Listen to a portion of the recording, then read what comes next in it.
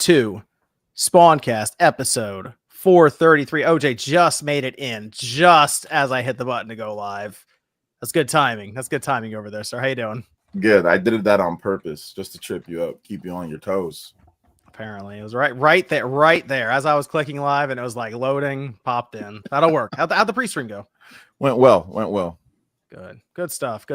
And we have returning after a couple of weeks now, actually, RGT85. Well, I was hopeful that in my absence, the show would just crumble. But then I realized you're in your DSP stage. I need that money. I really do. So you just keep on. It could just be you sitting there. It doesn't matter. You're still doing the show. I need that money. DSP I really phase. do. I need that money. Have you heard the whole song? Like the actual whole song? There's a song. I just recently found that channel. I've been fucking jamming to. Oh, there's a whole song. Like it's incredible. There's no way. People must secretly really like this guy. There's no way. All this stuff that gets dedicated. There's no way. This is crazy. They see themselves reflected in him. So he's doing a bad game stream marathon today. He was just playing bad games. I legitimately feel like if he announced one day that he's just done streaming and he's retiring, I think people would be kind of sad. It would hurt the detractor economy for sure. Like, what's Raw Phil gonna do? What's Duty gonna do? Like, Duty can pivot to other people, I guess, but like, but he's trying. He don't get the same type of traction. As Phil, Phil is Phil, man. People. It sounds like he's like an attraction. Yeah. Yeah. Wow. Oh, interesting. Well, it's good to have Sean back after a few weeks. So, no wrestling on tonight.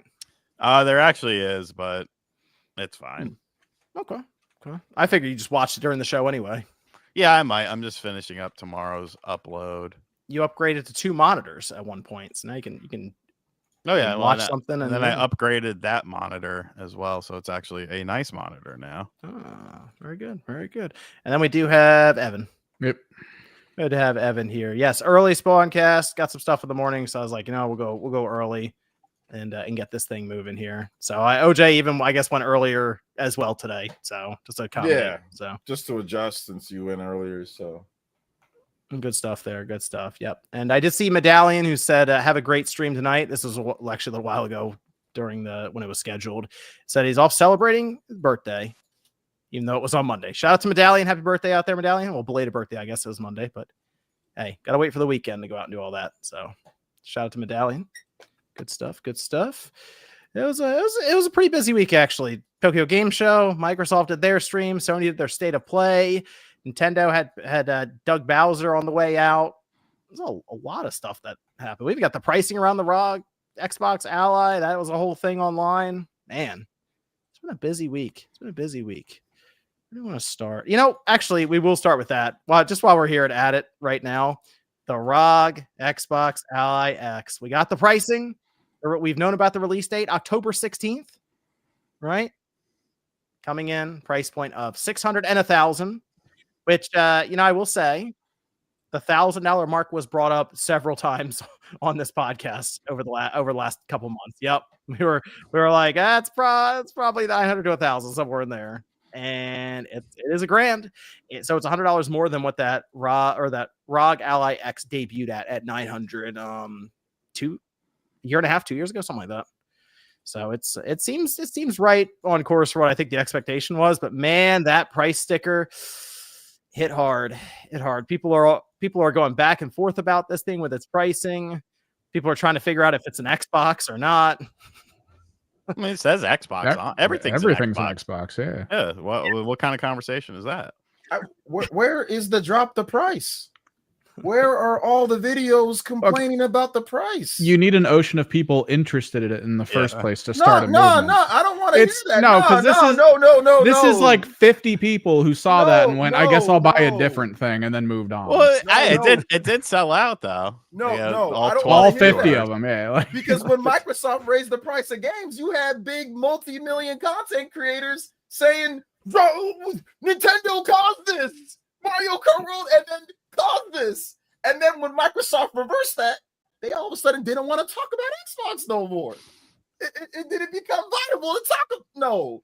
Where are the don't give me that. Nobody cares. They care when it's convenient for them to make money. Let's just to get viewership too. Yeah. Let's just stop the cap. Can we cut through the cap tonight, please? Let's cut through the bullshit. Where are all the drop the price videos? Ain't nobody making shit. Need another Xbox stream to see it happen. Let's be consistent. Phil Spencer hanging out in the chair. Let's be showing you all the prices. Let's be consistent. I made drop the price videos. I made Xbox with the $80 stuff and all that. Let's be consistent. That's all I'm asking for is for consistency, not when you feel like it, when it's convenient. I don't think you probably won't get that on social media. Otherwise, it's going to keep happening. It's we have the Xbox Series X is $650. So the ROG Xbox Ally is $600. $1,000 consoles. I feel like that's what they're trying to do. It kind of feels like we're trying to now, right? Making a bunch of videos, drop the price though. We should all be doing that. The pricing thing keeps coming up because these prices keep going up, and then we see the Lenovo Legion Go 2. That's a $1,100 system. There's like the 1 terabyte. The nice one's like $1,350. And what was it that GPD Win 5? I think that's like $2,000 plus, and the battery is on the outside of it. So these PC gaming handhelds are already out in left field, and I was kind of the one that I figured that Xbox Ally X was going to be expensive no matter what, as we were thinking 900 to 1,000. The one I was really hoping they would have been able to do a bit better with was that ROG Xbox Ally. I was really hoping for $499 on that thing, because then it would have been right next to a Steam Deck of comparable storage size and stuff, and it would have come in cheaper than the Xbox Series X by a fair amount. So that's the unfortunate part. But as Sean mentioned, Evan is selling out. It's selling out. And yeah, but what are the numbers of the sellout? I need to how see many. It. Yeah, how many were stocked? That's the question. I did notice on eBay it was like $2,000 for one, $2,500 for one. This whole sellout thing is funny. How many did they have? Like, if you have 17 units and you sell out, then that doesn't really mean much. The Best Buy near me, I checked when everyone was talking about this. It's still in stock this morning. I mean, I can check again. Well, didn't it like sell out, but then like more came available or something? Yeah, this thing it's gonna go in and out of stock. You're right, pretty much constantly over the next several weeks up to launch. And then even after that, it's not like how it was with the PS5 and the Xbox Series, where the supply lines were just decimated.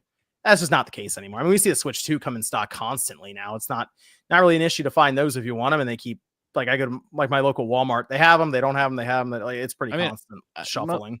Most people just they don't really care about this. They can't afford it. It's not anything groundbreaking. It's not anything that anyone, it's not like it's gonna have exclusive games on it or shit like that. You can just buy the standard ROG, get the new interface that's coming out on all of them, and call it a day. Yeah, the full screen experience, they're going to push it to the other ROG Allies, and I'm sure basically anything that's Windows related that detects that's running that kind of chipset, most likely, like the Z1 Extreme, Z2 Extreme, that stuff, it'll probably be able to kick over and have full compatibility. And that's Microsoft's push now, clearly, is OS software, and then the hardware kind of third party will figure it out. And I'm starting to think we're going to see more and more of that going into next generation. Yeah, it's still available at the Best Buy near me. You can pre-order it right now for the retail price. So I mean, I'll take one for free. Oh, sure. Yeah. But when I saw it on eBay, it was very strange that was happening. I guess are there some regions where it's not available?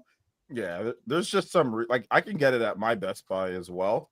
There's just some regions where you can't get it, or it's just not in, or Microsoft probably didn't ship a lot out to everywhere. So there's also that too. Yeah, I see so just the ROG Allies in general are selling a lot on eBay because they're cheap. But you can get a Z1 Extreme ROG Ally used they have them for $300, shipped. Just do that, dude. Yeah, I mean, the Z1 Extreme is the ROG Ally, the original one with the Z1 Extreme. The battery life is not as good as the Ally X, or then in turn the Xbox Ally X, but it's a good system to have around the house. If you want to play a lot of the PC games in handheld form, or I'm sure is mostly what Sean does, emulation. Very, very good emulation device. Oh yeah, it'll play pretty much everything, PS3 and 360 included. So that's I don't know. This is the $1,000 price console. keeps coming up, as you mentioned, OJ. Is the normalization attempting to be done here with that? Maybe. I mean, I don't know. I heard somebody in my chat yesterday said that you were talking about the new PlayStation was going to be $600. yes, I think they'll probably come out with a $600 PlayStation. The question is, will there be a $1,000 PlayStation? Yeah, that ain't going to be the main SKU though. Like that's going to be the SKU. It's always going to be like, what's the floor price to get in? Is kind of how I look at it, because we had Pro systems last generation. We had Pro systems this from Sony. Microsoft did like the 2 terabyte $800 system, but I feel like you're always going to have that now anyway, the Pro system, because it's shown to work for them. So that's always the question. What's the cheapest to get in? Nintendo even had the OLED model, but they always had that Switch Lite. So it was like, oh, you want to get in? It's $200, or I guess $230 now. So that's always what I'm thinking of. What's the floor to get in? Started at 400 this gen. Now it's 500 for Sony. But that's $1,000 for a system. That's going to be crazy. That's my biggest problem, is there hasn't been a great push to try to figure this out to where the system. I'm trying to think of the features other than ray tracing they'd really push, and I guess it's just AI. Is that worth $1,000 jump, or a jump to $1,000? I can't really imagine that. John, nothing is worth that right now. And I think the marketplace is going to show. Think of how cheap the Steam Deck is. That sold $4 million. It's cheap. It is. Like, you can go right now. What was the Steam Deck now? Because they had the cheaper model, the LCD model. There's one on sale for like $300 something, like I see it. $330. Yeah. 256 gigabyte LCD model is $320. Yep. It's not, and people say, oh, it's because they're not in a big box store. And I mean, I hate to break it to you, but a lot of people aren't, maybe during the holidays they're doing big box stores, but most purchases are done online nowadays. Like, Yeah, the other one above it is the 512 gigabyte OLED model, and that one is $550. Yeah. So that's a bit more comparable to what we have with the ROG Ally, Xbox ROG Ally, but even that's $50 more, and it's not OLED. It's tough. That's the thing. I feel like, I almost wonder, is there a market? And it's weird to say, would another company come in with the console market? Because I feel like we might see Microsoft continue to kind of back away from it more and more. Is there a place for a cheaper system to come in as an alternative? But unless Sega somehow figured it out. Amico. Oh man, We are back, boys. My gosh. I mean, there's a place for a cheaper system. People have been calling for it, and maybe it's not 4K, but it was like a 1080p Is there system. A place? Xbox Series S was cheap. That thing was selling like trash, kind of, to be honest. Yeah, they'd have to pair with exclusives and do all that stuff. But it seems so weird. Okay, yeah. If they have like actual good exclusives, then yeah, there's a place for that. That's why people think Sega all the time, because they have stuff that they can put on it, but Sega just doesn't want to. Yeah, but Sega already recognizes that they make their most money by not being exclusive. Yeah, no, that is true. I mean, like if Persona was exclusive to it, people would be like, oh man, I guess that's that. I guess I'm buying that thing. And companies have tried exclusives with things like the Apple gaming service that had exclusives that are now going into other places. Yeah. So they try and then they're just like, we want more money. Let's go elsewhere. It's interesting. There's just not as much, because I guess the other thing is just going to be streaming. These companies will just push the idea of that. It's like, you don't need a console. Everything's an Xbox. Just stream to your phone. But how well has that been working? Well, the weird thing about that is they don't even. I feel like that hasn't advanced that much. Stadia is still better, and it's been dead for how many years now? And that's the thing. Even the Xbox streaming stuff hasn't really done 4K and HDR and 120 frames like Stadia was doing. So I have no idea what's going on there with that. And man, it's a weird time. It's a weird time. But you're right, Sean. If these consoles come out and they're more and more expensive, less and less people buy it. And then third parties are kind of in a bind as to what to do because they got to reach more people. If Capcom say that the PS5 is becoming kind of an obstacle for them to get more Monster Hunter Wilds copies out there, that's kind of an issue. Kind of an issue. Let me see. Oh, and speaking of with Xbox, did you see the story that Costco apparently is not stocking Xboxes. Not Apparently- Costco. apparently that's Anyone been- but Costco. Yeah, apparently that's been going on for a while too. I guess it just now made it to someone People just actually just bringing started it up. catching up to people. Yeah. Kids I mean, Well- move. Kids Well, yeah, move with on Costco. He's like, average- "Where's the Xboxes?" Yeah, on average, someone walks in, they don't even care. It's an Xbox. I want to go to Costco. I'll get like 5 Xboxes for like a couple grand. I was like, like buy it Throw in 'em- bulk. Buy it now while you can before Throw these them in things your go basket away. with like 1 ton of peanut butter for $4. Yeah, My grandma goes to Costco to get paper towels and toilet paper. Sure. That makes I sense. I got an executive membership at Costco. I go there all the time. Diapers and wipes. I Every just day go for that down- hot dog. I go downstairs into her basement and just take a couple rolls. I'm like, all right, see ya. Yo, the hot dogs. There's still a hot dog and a drink is still $1.50. Wow, that's pretty good. Yeah, it's still $1.50 there. Oh, okay, not bad, not bad. That apparently, what Costco's the third. They said the third largest retailer. So But once they're you, when not you get known like for Best system. Buy or Walmart or something, Yeah, then they're then not known then for think more. systems though. They're not known Yeah, for I systems. don't- Yeah. Yeah, I got to see a Best Buy or a Walmart or even a Target say, "Yeah, we're done with Xbox for now." Because whenever I go there, they have actual signage for the thing, and there's a whole section for Xbox still. So I don't think we're there yet. But if Microsoft, but the question's been, is Microsoft going to go all digital next generation? Because if you do, then I don't really know why you stock Xboxes that you're not selling games. That would be kind of weird on the retail side. So that's a lot to see when that goes down. Let me pull up the Sony State of Play.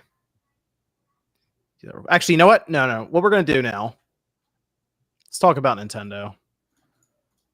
We had Sean's He's gone, favorite, man. He's his gone. favorite CEO and president is retiring. Doug Bowser's out at the end of the year, December 31st. They put a placeholder date on him. December 31st, 2025. He is out. Sounds like he's retiring, but I guess you never really know. I don't know. Or I guess Reggie retired. He's still quite active. You hear him a lot. Go back to So- Pizza Hut, Reggie. They need you right now. Nah, he had to go to GameStop, man. I haven't really heard anyone talk about Pizza Hut in a long time. It's because most of them are closed. The only Yeah. one I know that was open is in Northern PA, and a buddy of mine who almost beat someone to death with a crowbar worked there. There's one up the street from me now. It's right on like the main road. But I They swear, I drive open by. one? There's like 2 cars in the parking lot at any given time, and that's it. There's a Pizza It's a Hut drug deal. Express. Wait, is this new? Hmm. They opened a Pizza Hut potentially. Dude, we used to, senior year of high school, me and this dude J-Hove, we used to skip algebra 2, which I never passed, high school and college. Good job. We used to skip and go to Pizza Hut and have the lunch buffet, and they had a Primal Rage arcade cabinet there. I mean, we did a little smoke on the way there, but it was a good time, man. That Pizza Hut buffet was on point. Okay. Mine had the Michael Jackson Moonwalker arcade. That's awesome. That Man, was got cooked by algebra 2, huh? Yeah, dude, I'm terrible at that. I remember down in Salisbury, because this is where a lot of the friends with the college go down there. They had a Taco Bell Pizza Hut. Yep, owned by the same Merged them company. together. Merged them together. Taco Bell Pizza Hut is a very that was- strange idea. Well, but that it was worked. that was the parent company, I think, of Pepsi, because there was a whole documentary about this, that Pepsi wasn't in like any restaurants, so they just started buying a bunch and merging them together and making you have Pepsi at them. It was Taco Bell awesome. Pizza Hut. Yep, that was the thing. I don't understand it says that there's a Pizza Hut Express near me, yet I find no information. Because I would fuck with a stuffed crust pepperoni from there. I think they do stuffed crust the best.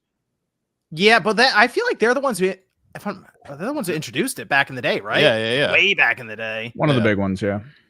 I remember it was a big deal because they had the whole commercial where it's like, no, you eat the pizza backwards. It's like, what is this world? Was that in personal such a pan? big deal. Zebrick Felton on Google says, "Why y'all lying? There is no Pizza Hut Express here. Take this off." I'll give that a like. Thank Is you. that on like Google Maps or something? It's on Google What is that? reviews because like there's none near me. I mean, granted, I have better pizza options. I but- got Pizza Huts in here in the Central Valley. There's definitely Pizza Huts. Remember, you what's used to the get franchise path look like over there, Sean, for that? you get dude. Northeast, it's tough. Pizza business is tough. I mean, I could throw a rock and hit 5 pizza places right near me. Yeah, but remember, none of you them are used to, Pizza Hut. you used to get a free personal pan pizza if you read like books or some Yeah. shit. Yep, I remember that. Yep. You have to go in there. You have I think they gave me a little bookmark or something. Yeah, the Yeah. schools gave you something, Scholastic, whatever. Yeah. Yep. That was it. And of course, you got the demo disc too. Maybe that's what you do. Come back with demo discs somehow. I feel like, I don't know, like they have brand recognition, I feel like somebody could probably do something with them. Well, let's talk about Doug Bowser leaving. Who cares? How did we get? Oh yeah, because Reggie was working at Pizza Hut. That's right. So long, gay Bowser. Bowser is leaving at the end. He didn't really give a reason other than I'm ready to retire, I guess. I mean, he's 60 years old, so leave the memories alone. He's probably ready to leave, go home. So with that, I mean, he took over in 2019 from Reggie, but before then he joined Nintendo in 2015. So he'd been there for about 10 years total. And it looks like, so there's 2 positions then that he'll be leaving. There's president, of course, and the CEO. So for president, it's going to be Devin Pritchard. A woman. She's been at Nintendo for 19 years. Funny enough, she has some credits. She has special thanks in Metroid Prime Remastered, the one that came out recently, and then she has special thanks credit in Punch-Out 2009 on the Wii. She was coming up with those stereotypes. That's why I like her. Have croissants come off of him when he gets hit. Hey. So she'll be the new president, and then we have Satoru Shibata, who's going to join as CEO, and he's going to retain all his other roles. He's been all over the place. He's been with Nintendo Australia, Europe, the Pokemon Company, and he holds executive roles at headquarters in Japan. He's been with Nintendo for a good part of 40 years now. Been around for a bit. Before this, we had Devin Pritchard, who was working in the legal arm of Nintendo, and then in 2021, she moved over for marketing consumer experience at Nintendo of America. This is a move that made headlines, but I don't know how many people would really notice otherwise, to be honest. They would. And then, other than her, I assume, and Shibata like appearing in a direct or something, I assume it'd mostly be her. I think the other guy will mostly be behind the scenes and then helping to transition roles and stuff around. And so in this case, it'll be a situation of she pops up. This is the new president. And then just like Doug Bowser, you rarely see her unless she has to show up and explain variable pricing on CNN. Or has to get the Family Game Award at the Game Awards. Oh, that's a good point. Dougie was there. See her there. That's true. on the pre-show, because that doesn't make the main show. Well, I think he was there. He accepted the Metroid Dread Action Game of the Year award, I think, in 2021. Oh, yeah. I only remember the 2023 one. He I think, for maybe chat can clear it up, but I'm pretty sure he accepted the Metroid Dread 2021 Action Game of the Year award. I think people online are overselling the president of Nintendo of America's role. I saw some saying that this would now, maybe she can reverse pricing plans and details and all this stuff. DEI, it's a DEI hire. Really, it's a double whammy of a DEI hire. An Asian guy and a woman, even though, I mean, they've both been with the company for a very long time. Long time. How is that a DEI hire with an Asian guy and a Japanese man? That's Japanese the joke. That's the joke. I know it's the joke, but it's like so. I mean, if anything, Reggie should have been persecuted. That motherfucker came straight from Pizza Hut. No video game background, but he said ass the first time you saw it. Or it was like, yeah. The Nintendo America is like their localization and marketing arm. All the decisions for the most part come from Nintendo's headquarters in Japan. Yeah, they just got to figure out how to say it. Doug was probably up for like 3 nights straight. How am I going to explain this? Very pricing. All right. Yeah, that kind of hits. All right. They're doing that at Wendy's. People will get it. Reggie put Wii Sports in the box, though. He put Wii Sports. That should tell everybody all they need to know, that was a big highlight accomplishment he really wanted to point out. I pushed Nintendo to let me put Wii Sports in the box with the Wii when it launched. That was the big thing he really wanted to point out. And it's like, oh wow. He should have mentioned Disaster Day of Crisis and how he deprived me of that. Not just Disaster Day of Crisis. We can go down the list. Oh, I know. Disaster Day of Crisis, Captain Rainbow, Soma Bringer, the Fatal Frame game originally, Xenoblade originally, Pandora's Tower, The Last Story. I mean, oh my gosh, there are a number of games where he just said, screw it. You guys don't get those, or I don't feel like doing it. So it's always funny when people bring up Wii Sports. That's great, but damn, dude, I'm so glad Nintendo in Japan said, no, we ain't going to have you guys doing that crap anymore. You're going to localize what you're going to localize, because the Wii era, it was rough. I still harbor anger for that. Like, and I could just download it and play it, and maybe I will, because I've always wanted to play it. That game looks so interesting to me. I like games with that kind of premise, and it's like, I mean, it's not like the game is bad. Like it reviewed decently enough. Like, what are we doing here, Reggie? It's in English, by the way. Yeah, they came out in Europe. It came out, and he just said, "Nah, we're good." But once again, like I'm not here to dookie on Reggie or whatever. But you guys just got to realize that it's like the decisions now at this point, even that was taken away. Like we're gonna taking away decisions to say we're gonna let you localize games or not. Nintendo Japan will just tell you, no, you're going to localize this game. I mean, I think there was about maybe 1 or 2 games where maybe they decided not to localize into Switch 1 or Switch 2. I think Buddy Bond Mission, that is a game I think they made with Koei Tecmo. That's that they didn't localize here in the US.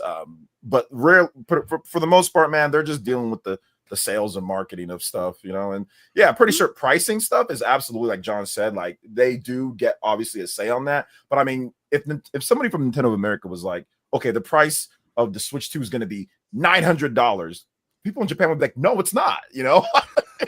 They'd be like, no, it's not. Like, so it's not like they have complete autonomy over everything, you know. And I think some people think that Nintendo of America makes games and they have decision on like the actual games, and it's like, no, they don't do that. You know? So based on what I saw online, some people think Nintendo America runs Nintendo.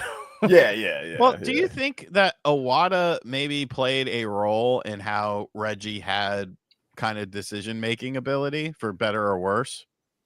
Yes, absolutely. They gave him that confidence that, I mean, I think they trusted him on that. But I think after the whole Xenoblade debacle, I think they're like, no, we're good on that, you know? Because Reggie really didn't want Xenoblade over here in the West. No, he did it. Or Pandora's Tower or The Last Story. And if you've ever played those games, I mean, you've obviously probably played Xenoblade, but those other 2 games are super good. Yeah. So it's like, luckily we had Xseed and we had other publishers step up to get us those games. But I think after that, and especially after Xenoblade became like a multi-million seller, it's like, okay, like we can't have you just deciding people aren't going to want it like that, because Xenoblade became very profitable, you know, for them going forward. So obviously not like Mario or Zelda or anything, but it still sold 1 million plus on Wii, sold 1 million on Switch. It sold millions on Switch, Xenoblade 2 and all that. So, I mean, if they had it their way, we would have never got it, you know? John got bodied. No. There you go. They made F-Zero 99. That's NCL, if I'm not correct, right? Like that's I don't know if that's Nintendo of America. John's Googling it right now. He doesn't. I'll check it. Tell you what, I'll check it right now. He doesn't want to take that defeat. I will look right now. Who developed that game? There's probably a whole story behind it. It's NCL. I'm pretty sure it's NCL, but I might be wrong. You can check. I will check. No, I just don't think it's going to be as impactful as people are saying it's going to be with the changing of Nintendo America president or even CEO. What? Just develop Nintendo software technology. That's who did it. Like that's all that it says. It's not Nintendo of America. That is Nintendo. That's a marketing brand. They are a marketing brand. They are not developers. Nintendo of America does not make games. People saying NST is a part of NOA. Yeah, but oh my goodness. So does NOA fund and develop all those, or does Nintendo Japan tell them, hey, we're going to do this with you? So Nintendo of America has complete autonomy in terms of the development, the hiring process, all of that. Nintendo Japan has nothing to do with that.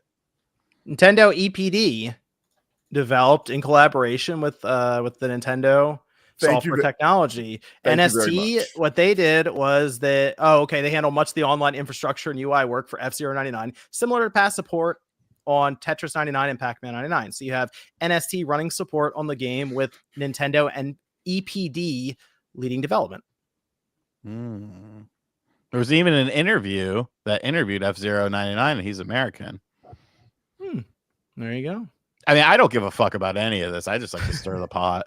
Yeah, I know. I mean, this isn't a Sega of America, Sega of Japan thing from the 90s where, Sega of America is like, hey, this is Sonic 2.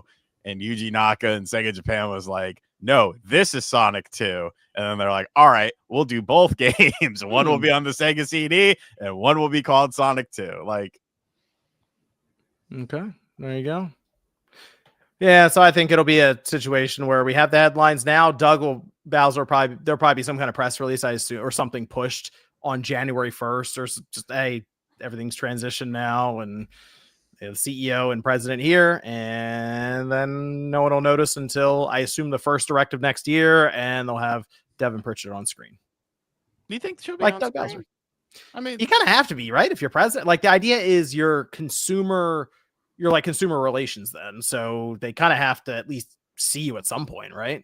yeah, I guess. I mean, you'd have staff for that if you wanted, I guess. You could pick someone else. Yeah. I feel like I don't think she'll be I think Reggie's probably the person people remember the most because he was just out there a lot more. I just don't think Doug Bowser felt like he needed to be, and I don't think Devin Pritchard feels like she needs to be either. So, well, I mean, we'll see. I wonder if she had to deal with, because she's been there, 19 years? Mhm. Oh, yeah, so she had to probably deal with the escort who was working for... She was in legal at the time. I don't know if she had to. I feel like maybe she didn't have to deal with that. I shouldn't say if she was in legal, she might have had to deal with that. I wonder. I'm just asking questions here. She might have had to tell people who can talk and who can't talk. Yeah, it's very possible. I made a video on that, so you guys go check out my video. Did you really? Yeah, I should probably delete it. nah, you should promote it. Put out a freaking Twitter ad or something. Oh no.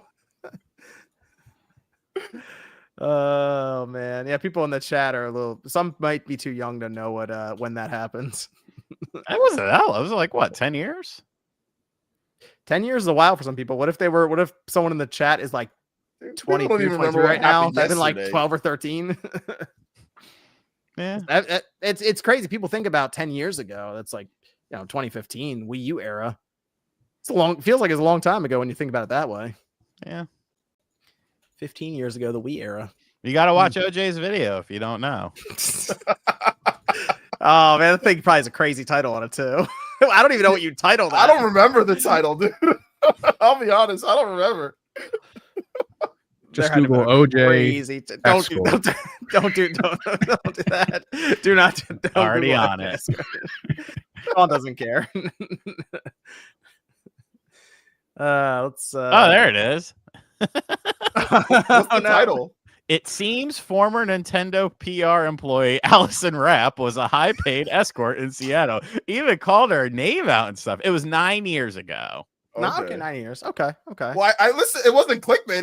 I said it seems. Damn, you got OJ doing the investigative work. Look at this tattoo. It matches the tattoo of the escort. Here's the listing. Here's the listing. Yo, I was researching, fam. Here's the you have what camera she used.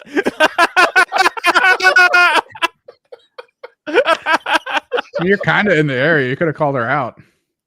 You could have called her up. Straight interview. That's No. what you could have paid for.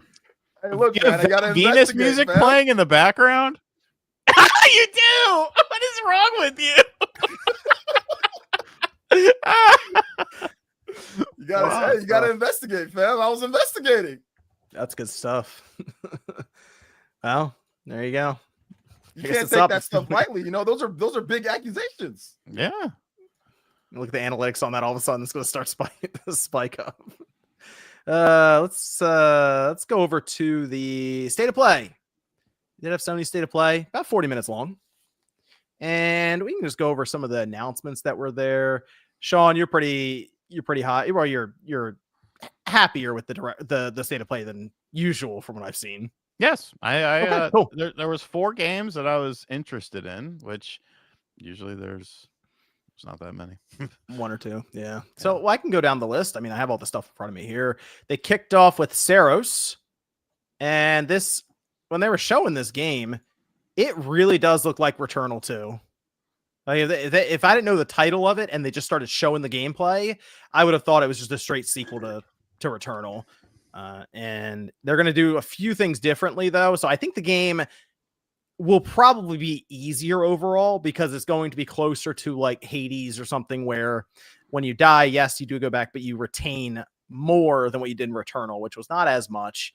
So your character will just get stronger and stronger and stronger after every run. And you can eventually, I figure, brute force your way past some of the more difficult enemies, which is what they showed kind of when they died. They had like a second chance thing that brought them back. But anyway, we got the release date on it, March 20th, 2026. I did enjoy Returnal quite a bit, so I'll be buying this as soon as it releases. They did say they're going to show more of it, I believe, ahead of its like probably to kick off next year, 2026. And I think they'll probably work on showing us the progression system, like the stuff that you get between runs. And that's, I think, what's really going to separate it from Returnal. But I don't know. OJ, you said you really like Returnal. Yep. How you feeling about Saros? Yeah, I'm gonna pick up this one for sure. Like, it's just good to actually see, Sony's internal teams making something. So that's definitely good. Definitely good to see. I'm looking forward to it. I like Returnal. That's probably that might be my favorite Sony game this whole generation for them on the PS5. So yeah, I think it might be. So yeah. Okay. That and Astrobot. Yeah, sure. Astrobot too. Yeah, Sean, are you gonna get? I don't know if you really like Returnal like that. No, but I like that they're essentially giving you a second chance with this, where it's not like oh, you're fucked, you got to start all, because I don't care much for roguelikes, but I think the permanent stuff makes it a little more palatable for me. Yeah, you really didn't have as much permanent stuff in Return. I mean, it's some, but it wasn't as clear with some of the weapons as you built up the proficiency in them. But even beyond that, you would occasionally get something that would let you jump ahead in the game. I also like the aesthetic a little bit more of this. Okay.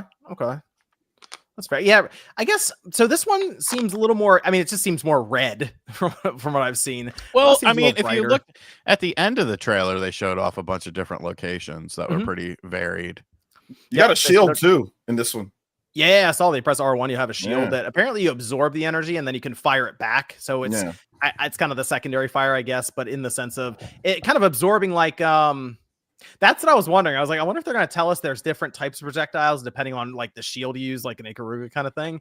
They didn't specify with the shield as much, but you absorb stuff, you then throw it back at the enemy. It looks cool. I mean, I like what Housemarque is doing. They've done great, like progressing up from like Resogun and stuff. So I assume this is going to be another step for them with Saros from Returnal. I'm on it pretty much day one. So, Evan, did you ever get Returnal on PC? No. See, I think you would have liked that game. I think I was already cooking on a Risk of Rain 2, which came out before it as just my roguelike for shooters.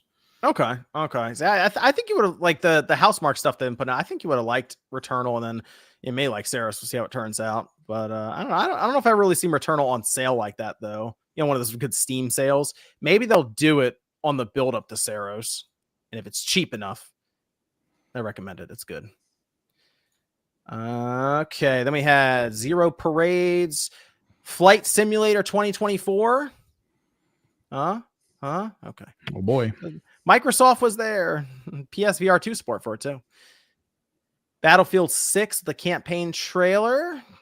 How you feel about the campaign in that, Evan? You thinking about it? Nothing stands out to me. Nothing. Okay.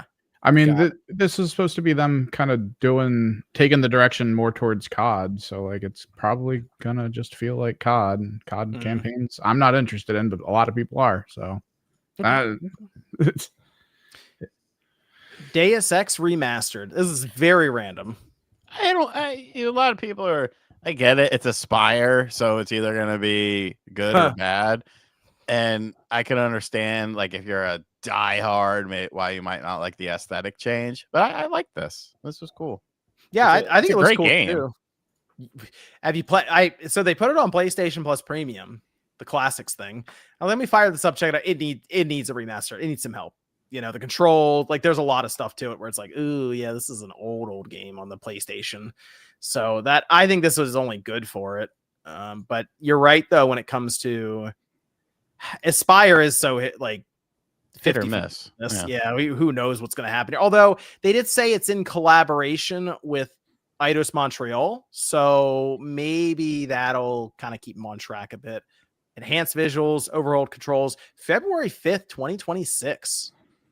So, Somebody in the chat asked if it was on other consoles. Yeah, it's multi-plat. Yep, it is. A lot of these games are. All right, Sean, Halloween the game. My Father in heaven, did that make me happy? Dude, they were literally like, all right, we're just gonna make Friday the 13th the sequel, but it's gonna be Halloween. Like those motherfuckers, the NPCs literally look straight out of Friday the 13th. I am ecstatic for this game. As soon as I saw it, I was like, this is an RGT game. Like I said, that's the first thing that I said. I was like, yo, RGT's probably hyped for this.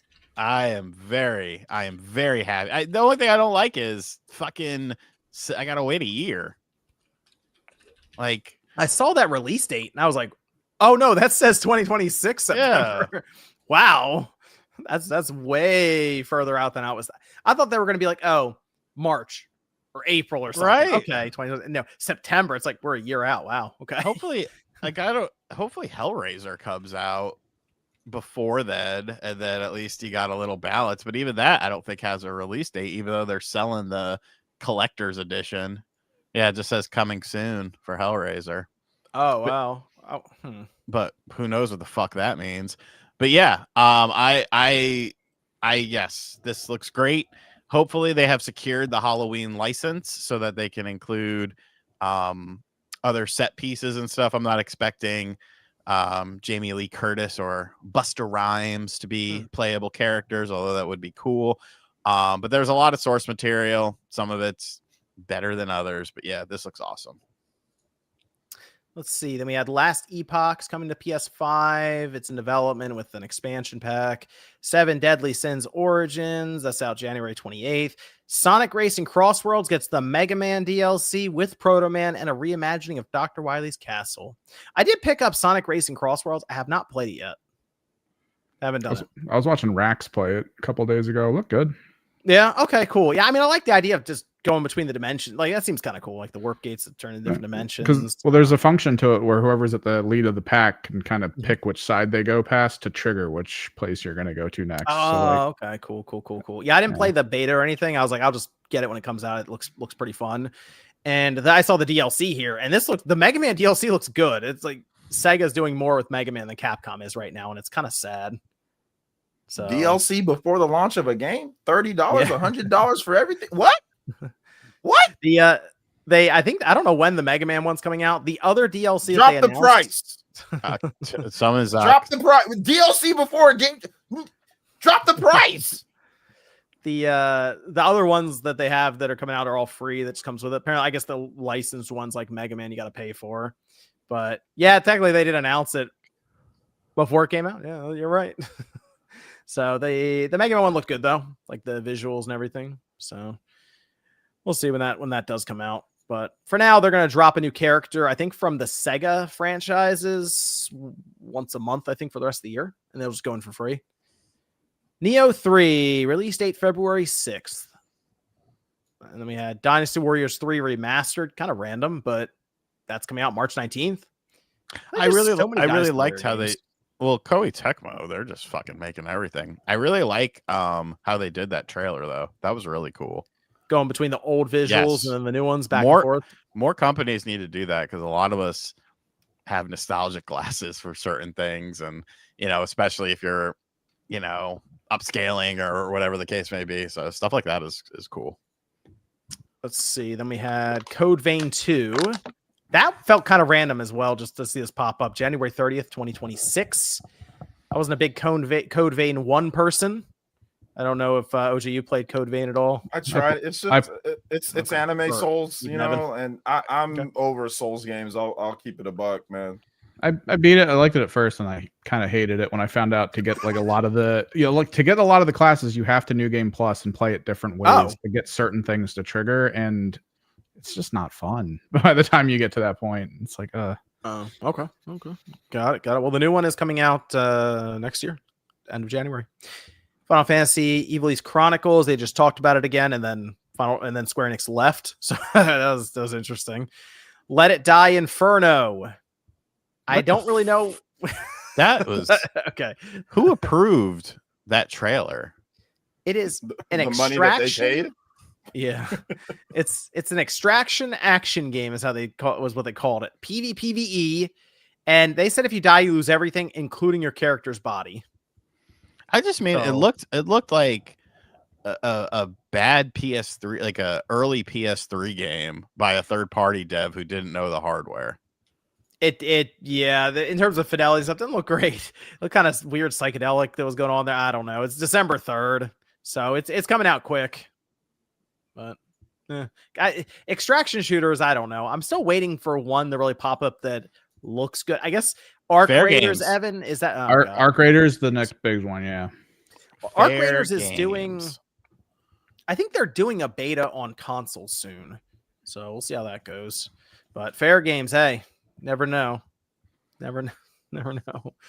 Okay, Chrono Script the Endless End. That looked pretty cool. It's out next year. It's like that art style where it's like pen drawn style, 2D action. That's about it. Were you in the Pen 15 club in elementary school? No, I was not. Just got to write it on your hand to get you in. Then we had Crimson Desert, March 19th. Got the new release date on it. What's up with that game? Something seems weird with that game. People keep saying that. Like it looks real. It looks like there's a lot going on in that game. Yeah. To where is it actually going to deliver kind of thing? Like, did they try to do too much? It's unique. It's like a proprietary engine they're using.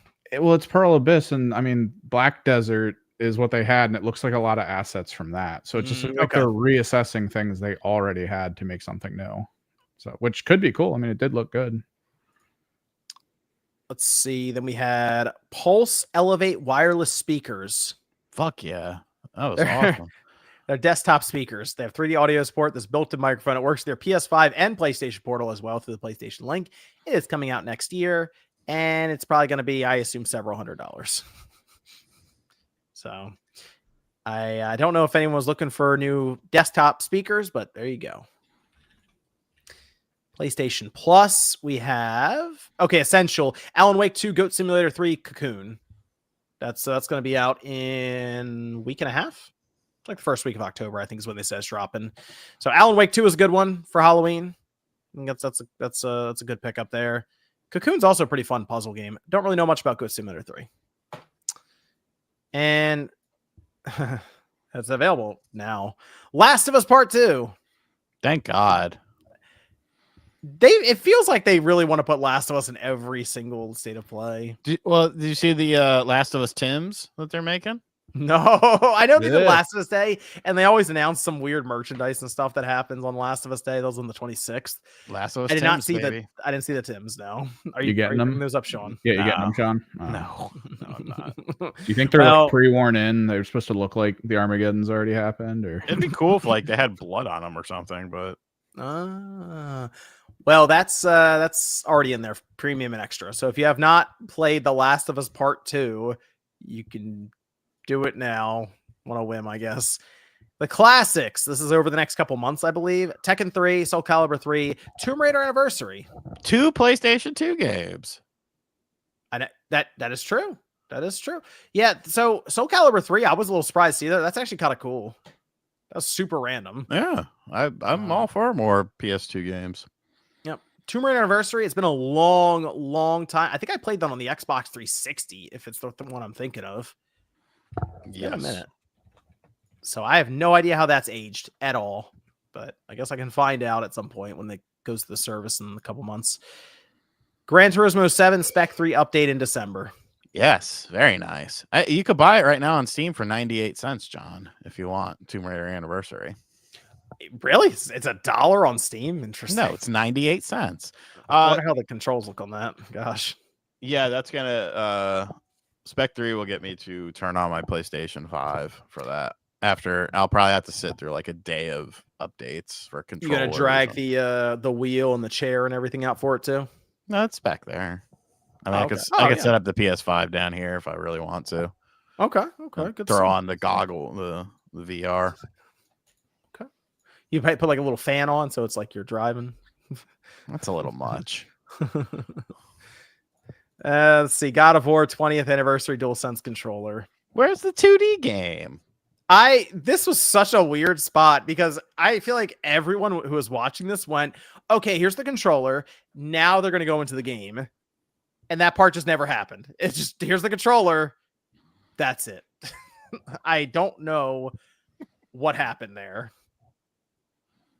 It was very weird. The controller itself, okay, I guess, as like the red. You would think that would lead into the game. Exactly. Yeah. Something with God of War. It could have been that, or it could have been, oh, we're going to have the remaster of 1 and 2 so you can play all the God of Wars on your PS5. Just I don't know, anything God of War. No, it's just the controller. Okay. There you go. The 2D God of War game, to my understanding, does exist. So that would have made more sense, as Sean is saying. But I guess that's not ready to be shown or something. Who knows? Maybe next year. Or you know what? They showed too many PlayStation Studios games here. Too many. Yeah. Too many. Two. Because they went then after that. And it was great timing, by the way, that they did this. Because we thought it was God of War since it came up with the PlayStation Studios logo right after the controller. We're like, okay, here comes the God of War stuff. No, it was Wolverine. So we did finally get another look at Wolverine. We also got a release timing on it, fall 2026. And they showed quite a bit. They even did like this thing where they talked to the developers and showed them making parts of the game. But it is quite violent. That's what everyone was hoping, is that it wouldn't be some teen rated, oh, his claws can actually cut people kind of game. No, he's slicing people up. He's putting claws up through their head. They made sure to like zoom in on some of this stuff. So you saw it is like blood. They said they have blood tech going on here. It was fun to edit for Newswave. Yeah. Yeah. I was good. Ready for that yellow dollar sign to come through. But third person action gameplay. They had like the executions going on as he's fighting it, like cuts of gameplay happening. They showed Mystique, Omega Red, Sentinel was at the end. Leah McIntyre is playing Logan. They had the Canadian Wilderness and Japan locations that were mentioned. And they'll be showing more in spring 2026. This game looked good. This looked good. What do you guys think of Wolverine? Looks fucking awesome. I like they even have like the yellow suit and stuff, which I figure they're gonna have if Spider-Man was anything, the last 2 Spider-Man games from Insomniac. There'll be all kinds of like Wolverine suits and stuff to unlock. So I think it's gonna be they can do some really cool stuff in this game. Maybe have one where he's all kind of like chewed up, you can see his bones and stuff when he's fighting. There could be some awesome stuff that they do with this game. Probably a bone suit where he doesn't have the metal. Yeah, like that'd be cool. They get the bone claws. Man, I do wonder what they'll do with the story if they go through any of that, right? Because all we've seen so far is Mystique and Omega Red and the Sentinel. It's pretty obvious because we saw the roadmap that leaked out from Insomniac. What is it, like 4 or 5 years ago? It's been like from what their roadmap was at that time, where this is going to then lead into X-Men. So I'm trying to figure out which ones will be in this Wolverine game. With Spider-Man 2, they had side missions that did some of the Spider-Verse stuff. So like, okay, we know where Spider-Man 3 is going. Will that intersect? Like there's so much stuff they can do here. And it's actually really cool to see all this start to play out. But there was a lot of concern about Wolverine, had been shown in a while. I think they delivered with what they've shown here. So what do you think, OJ? You on board with Wolverine? Yeah, looks cool. I'll probably pick it up. You know, the action looked good. The gameplay to cutscene looked exactly how you'd expect it with Insomniac. So yeah, that's the thing. It could be like a Deadpool cameo. This feels like the way for them to almost break into it's Insomniac. They're kind of turning into the Marvel studio now for Sony. So is this them really breaking into like MCU territory soon? It might be. It might be, because I'm sure even Disney realizes the leverage they can have on that. Let's say they bring in Gambit as part of it, and people are like, "Oh, can we get a Gambit game?" And like, these are all things that would get me really excited. See, Gambit game? That's what I mean. It's like, yeah. I'm sure even Disney knows, like, oh yeah, go ahead and use some of these characters, because they could have some of the people who are playing the game go, oh yeah, I want a game around this character now. And Disney's like, all right, let's pay up. I mean, I know they're gonna pick the most popular, but for me, like anything like Nightcrawler or like Gambit, those are like my two favorites. So I'd be down for anything. Like I'd be a lot more excited. I mean, I'm excited for Wolverine. It's dope, but I mean, I'd be like way more excited if they made like a Gambit game. The idea is so what I think is going to happen with this Venom game, it still exists, it's still in development. I almost wonder if that's going to be their Miles Morales game for the PS6 launch, where that'll be around, because I don't know if Spider-Man 3 is getting out in time at this point. Like I don't know if they're going to get Spider-Man 3 out in 2027 or so. So that's kind of what I'm thinking. But apparently X-Men was on their, the roadmap, and they would work into that with this game, it looks like. So I think it's kind of cool to see. I like how everything looked in the trailer. I'm curious about what the story exactly is going to be like, and how you follow, I guess, Logan and Wolverine through his story arc there, and how they introduce people. Because it looks like the Weapon X program is trying to get him back. That's the whole thing with Omega Red, right? Like he's part of it. He's trying to get him. So it's gonna be mostly him like on the run. Probably. And considering the places that they have set up, they could have cool moments. Like the whole thing with the movies was occasionally they would put a section in the movie that was like a fan favorite fight, like the Hulkbuster versus Hulk. They're in the Canadian woods, Hulk versus Wolverine, which is probably one of the biggest moments in the comics between those two. Just watching them beat the crap out of each other. If Hulk showed up in this game, even if he was alluded to or something in a side mission, dude, that would get people going nuts, because we haven't had a good Hulk game in a long time. So that would be. There's just so many directions they can go with this game outside of just Wolverine. So I'm really curious. And again, the gameplay, everything looks good from what we've seen so far. So I'm excited for it.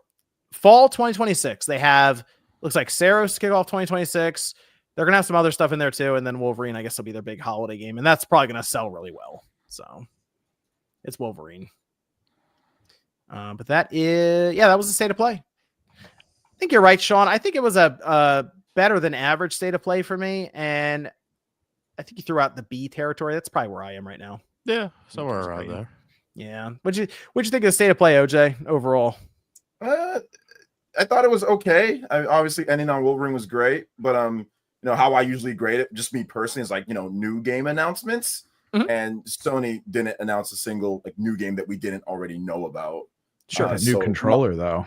Yeah, they showed speakers, they showed a new speakers and controller, new hardware, baby. But no, there was no new first party games. Like I said, Wolverine was great, so I gave it a little bit lower. I gave it like a 6, but that's just because if they would have shown that 2D God of War, or like let's say like a Jack and Daxter, or like some like a Jet Moto coming back, something smaller, double A, I would have probably bumped it up like another point.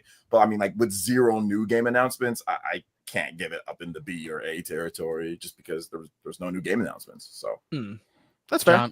John, first party game announcements. We have breaking news. I just what put happened? It in the private chat. New Soldier Boy? He's back. Oh. It's brand new. It just dropped. He's gonna take the spot of Xbox. It's gonna happen. Dude, it's a Switch. It's a Switch too. He's back. Post my god, the Soldier Boy too. It's literally it's like a ghetto Switch too. Is he? Oh wow. But he doesn't say anything about the games, so this might actually make it to market as opposed to companies coming. You can buy it right now. It's $172.75. You better pull the trigger on that, Sean. Look at that. Yeah, he did. That's funny. It does look familiar, doesn't it? Yeah, it's like the AliExpress handheld. Yeah, it's exactly what it is. Probably preloaded with stuff on it. Okay. My intel has already figured out. My intel. He's got his people on it. Oh, here's the product. That's you got the product. That's the product that it is. Oh, they already matched it up. Yeah. You make a nice little sum off that. Look at that. Okay, 7-inch. It's a 1024 by 600 resolution screen. Okay. 5,000 classic games. Hey, Nice. according to Alibaba, it's got PSP, Dreamcast, ONS. I don't know what that is. Neo Geo Pocket, Mega Drive, Arcade. I wonder if ONS is original Nintendo system. That's not bad. I wonder if I could find a video of someone reviewing What's it. what's the URL for it, Sean? For people in the chat. Soldier Boy. I don't know. Soulja Boy has a .net, not even a .com. What happened? SoldierBoy.net, and there's product page apparently that you click on. I guess it's at the top. Yep. And then you will see it. So there you go. Good stuff. Well, that was our state of play. Oh, it's the Pow Kitty. It's the Pow Kitty X17. Pow Kitty rebranded it as the X17. That's 4 years ago. Retro Game Core made a video on.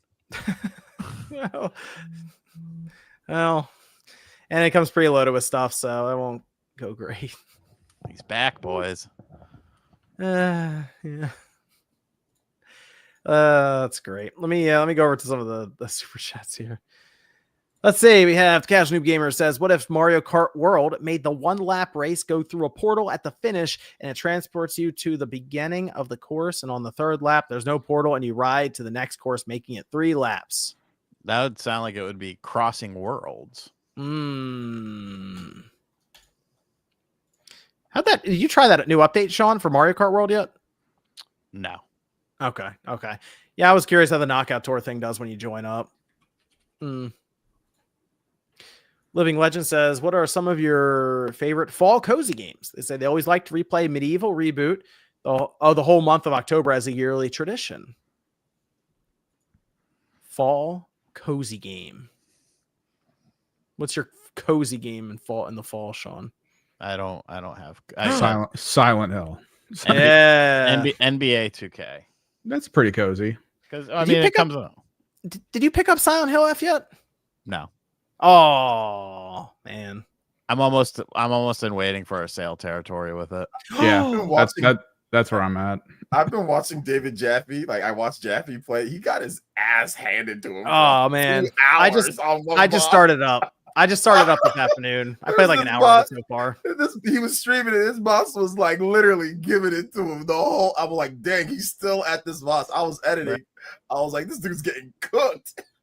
Well, when you turn it on, it's weird because they have like the different difficulty modes. The one it tries to start you on is just story, which is the easiest mode. Like it tries to start you on that training wheels mode. If you're not paying attention and you go past it, that's what you'll start with. So I do think there's plenty of people right now who are playing on like story easy mode difficulty, because I had to go through and try to change it, and I put it up to like it's either story or hard. Those are the two you pick from. So it's like, well, okay, I'm not gonna do story. I guess I'll do hard. And then I looked down at puzzle, and it was like story, hard, or lost in the fog is the other difficulty. I'm like, what does that mean for puzzles? Lost I don't in understand. sauce. Yeah, so I don't know if they really try to be just obscure and not tell you anything with the puzzle. Potentially, or the puzzles might, if you play through normally, have the same answers, but if you select that, it might randomize some things. Oh, okay. Like symbols and stuff. I could see that. Each puzzle has a slight on. This is Lost in the Sauce. Where did it go? The sauce. Not all who saw are lost. The in-game hints are barely useful. Crucial details of each puzzle are often omitted, and you shouldn't be surprised if out-of-game knowledge is required to solve a particular puzzle. Oh my gosh! For example, you'll want to know what kudzu leaves look like if you don't. Oh, already. DSP was complaining about these. Like, I can't believe I didn't know what a cherry blossom tree was. That's an easy one. Yeah. You didn't know what a Japanese cherry blossom tree looked like, though. Play Shenmue 2, motherfucker. I was gonna say, you're about to say Shenmue. Yeah, I knew that was coming. It was so funny. He was ranting and complaining about that. It was great. I played like an hour of it, and the beginning is kind of that Silent Hill. Like you kind of see that something's happening. It's kind of creepy, but you're not really fighting a lot yet. So it's still kind of the slow walk, the slow burn happening. So play more of it. I've been playing the Legend of Heroes game. It's actually better than I was expecting so far. Trails in the Sky. Oh yeah, I've been playing that and Hades 2. Both of them are freaking incredible. Yeah, I snapped Hades 2 today. I picked up Hades 2 on the Switch too when it popped up. I was like, let me see this thing, and I haven't really got a chance to play as much as I'd like. Oh yeah, I mean, if you like Hades, couple runs, it's that and just way better. Yeah, I haven't been able to do that as much. I started up Dying Light as well, and it's like, man, I have a lot of games. There's right now too many games that I'm trying to play. They sent me over Dying Light, the Beast. I was like, okay, cool, I'll load it up. I'm like, all right, played like 4 hours of it. I'm like, oh yeah, all these other games coming out too. Oh no. There are a lot of games right now. There are a lot. Trails in the Sky is like, that game's awesome, but it's like 100 hours. So I already said, because I did like a box. Like, this is gonna be a game I play over the next couple of months. Is my plan. Yeah. So that's how it's gonna go. It's fantastic though. I do love the action RPG and then you can transition to the turn-based battle. Yeah. There's a lot of like Xenoblade style, like be on the side or behind them. Yep. To like it's dope. And like it has the fantasy and the technology element to it as well that I'm noticing. Yeah. Absolutely. But I played I've played them before, but I haven't went back and started from the beginning. So this is for those who've been wanting to get into it, because like the world building and all that, the story is really good in this. This is the place to start. You got to start here. So got to start at this one. Cozy, I guess a cozy October game, like fall game for Halloween. I mean, you can pick any of the scary games out there, but a cozy one, maybe like like Costume Quest. That was always a fun game. It was a fun one. Caleb says, I think this next gen of consoles, heavily involving a handheld push from all three major companies, will be do or die for getting iPad kids in the gaming. I don't even really see iPads get used as much as they used to by kids. I usually just see phones because the phones have gotten so big. Parents just have the phones just handed to the kids now. I feel like we had this iPad craze for a few years, and I just haven't seen it as big for the younger generation. Unless I'm just not seeing it. You're the one with young kids. You should know. They don't really care about. I mean, they have like a tablet, but it's like the Amazon basic Fire tablet thing that has like kids games on it. It's not like, oh, here's the newest $500 iPad. Not like that. I remember the whole push back then was everyone will just have tablets around their house and that's what everyone will use. And I don't know if that ever really got to that point. People just use their phones or even still just use laptops. Derek says, do we trust Sony's claims of success this gen? With PS5's 9.5% margin, Sony must sell 80 million plus units to offset $4 billion of bad investments, Bungie and Concord. Sony put out a statement that this is the most successful PlayStation generation in history. It's also just based expensive purely on revenue. Yeah. It was like it was $100 some odd billion, 136 billion, 130 something billion. Yeah, it was a lot.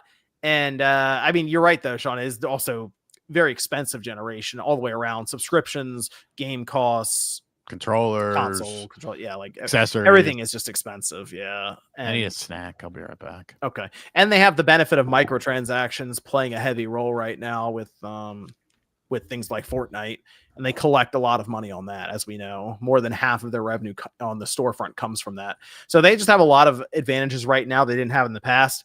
It'll be more interesting when they compare, say, the PS6 generation to the PS5 generation to see if that's something they're able to sustain, or if this is not necessarily flash in the pan, but I mean, we went through a time period where everyone had to stay inside, and that definitely inflated everyone's numbers for the tech industry. So comparing to that time period is going to be very tough in the future. Casual Gamer says, you guys want to get canceled tonight? Hey, just Sean. Although Sean is like uncancelable. So Vess says, you saw that Ybarra said about tariffs, Cope. I do wonder, Ybarra really does not seem to like Microsoft or Xbox at all. He seems to be really annoyed with them. Well, what he said it was interesting because he said it's a profit issue. Tariffs cut into your profit. So yeah. I'm like, what the hell is he talking about? Like, yeah, obviously it's a profit issue when you have tariffs and you have to ship something in that's 2 times more expensive than what it used to be. yeah, that would cut into your profit. So yes, it's a profit issue. I mean, it's like, so I don't know why he's not like, that's part of it. So it was just kind of weird that he said that. I'm like, okay. Yeah, I mean that's why the money would go up, because they're not making any money then when there's more cost. Yeah. So technically, yeah, it is a profit problem. So that's why the price went up. But he made it seem as if the tariffs didn't cause that. Like that wasn't a part of it. You know, that wasn't a part. It's not the only thing. Obviously, they want to make money. Obviously, they want to have more. Blah blah blah. We know all that.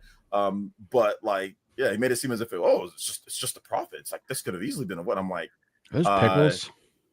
No, like, what are you talking about, dude? No, but hey, he's the executive, not me. I am not the executive at major companies like he is. So, dude, are those straight up pickles? No, they're mini cucumbers. Oh, okay. Which is technically a pickle, but yeah. This is from Spyro Jones. It says, I just got back from Universal and Super Nintendo World. Can't believe I was able to get there before John's kids. Also, Mommy and Spider-Man are still fire. Good stuff.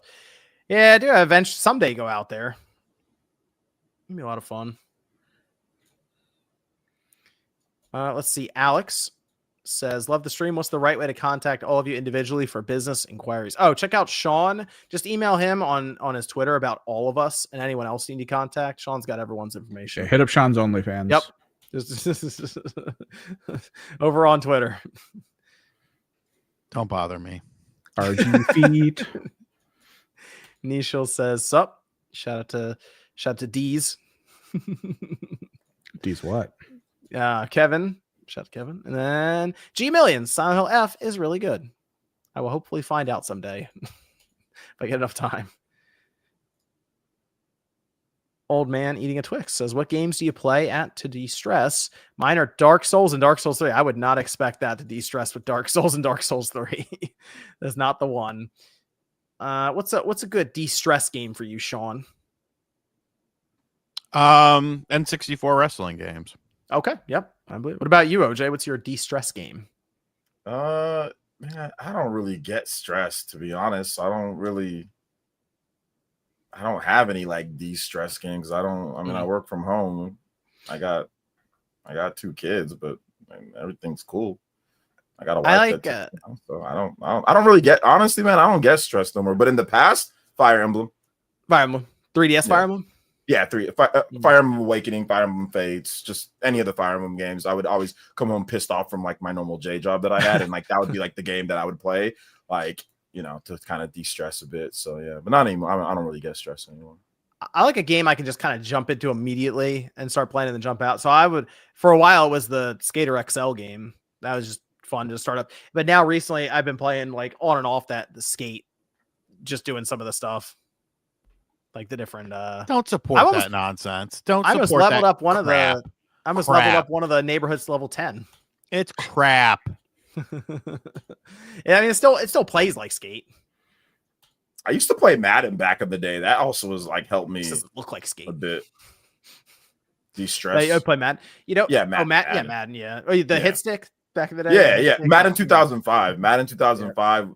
Ray Lewis on the cover, hit stick. Yeah. You know what? Best Madden game ever. You know what I did find the other day, Sean, and I had that modded Xbox 360 I was going to load it up on. The original Skate 1 demo. Good.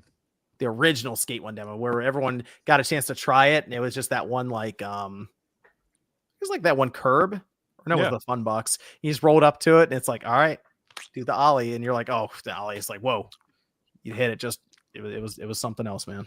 You should play King Kong on that 360. I have a King Kong right over there. You know how expensive that game is now? Yes. I have it over there with a stack of actually all the launch Xbox 360 games. Almost like there's an anniversary coming up. I was looking that up last night for Brett. I was like, just pirate it. The King Kong game. I have it. Yeah, they sent it, and they actually, it's so funny. It's more expensive when they put it in the plastic sleeve that folds over, and it's how it showed up. So it's like a $60, $70 game or something like that. Superman, became a new member. Shout out to them. And AJ says, hear anything about the Silent Hill F GameStop Steelbook pre-order bonus controversy. Most stores either got 3 or 0 of them.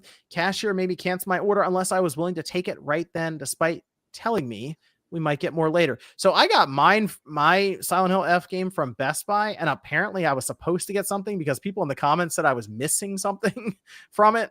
So I don't know what happened there. I'm not sure. I ordered it on Best Buy, picked it up, and that's what they gave me. And people said I was either missing a steelbook or a poster. It depended on where I got it from. So if anyone got it from Best Buy, let me know if you got something, because I was supposed to apparently get it if that's the case. Shout out to AJ. Roberto says, what kind of market is the Xbox console in? Retail price high, but the trade-in secondhand market is low. What kind of market is the Xbox console in? Not much of a market right now based on how their sales are for that console. Yeah, nobody wants it. Which is not good, by the way. I see people celebrating this. It is not good to have less competition. I don't know why people think that'd be a better thing. Sony just charged $750 for a PS5 Pro and $800 if you want a disc drive with it. Like, you guys want the prices to continue going up and having less competition, so that's not a good thing to see Microsoft selling not good. Well, it seems like I think it's pretty obvious the way that they're treating all this, where they're very nonchalant about it. Like, it's $650 now, whatever, for the flagship disc-based 1 terabyte Xbox series. I think it's coming pretty clear that this time next year we're talking about the launch of the next gen system. Yeah, I mean, and it's their fault that it's not selling. I'm not trying to say that blame it on us. I mean, obviously the console manufacturer has to convince the consumer to buy it, but I just don't think it's something to be like, oh yeah, go, Microsoft's going to be, it's like, that's not good. That's all. But I'll be honest, man, I don't even really play my Xbox Series X, but I got one. So that's the thing. I need to know. We got to figure out what their next gen push is. I don't know if it can just be a traditional console anymore. They got to have some kind of something up their sleeve. Maybe it really is. We're software. We're OS based. We'll have a box, but then third parties can make them too. And somebody shows up with a $200 Xbox. It's the most powerful Xbox. It's the most powerful generational leap that we've ever seen. That's Sarah Bond. Are you saying Sarah Bond's a liar, John? I think they're gonna really use that AI in marketing. That's gonna be the push. AI. What does Allen Iverson have to do with this? Well, It's all his fault. the Sixers bringing back those old uniforms. Sean, you see that? Yeah, they're sure as hell not bringing back a healthy Embiid or a functioning PG. No, definitely Podcast P. Sellout says there's Yakuza Kiwami 3 and Yakuza 0 Director's Cut coming to other platforms. Yes, there is. There's a lot of Yakuzas. I still can't believe you couldn't get into that franchise, Sean. That was like set up perfectly for next gen, like Shenmue for you. It's very different though, because Shenmue is mostly story.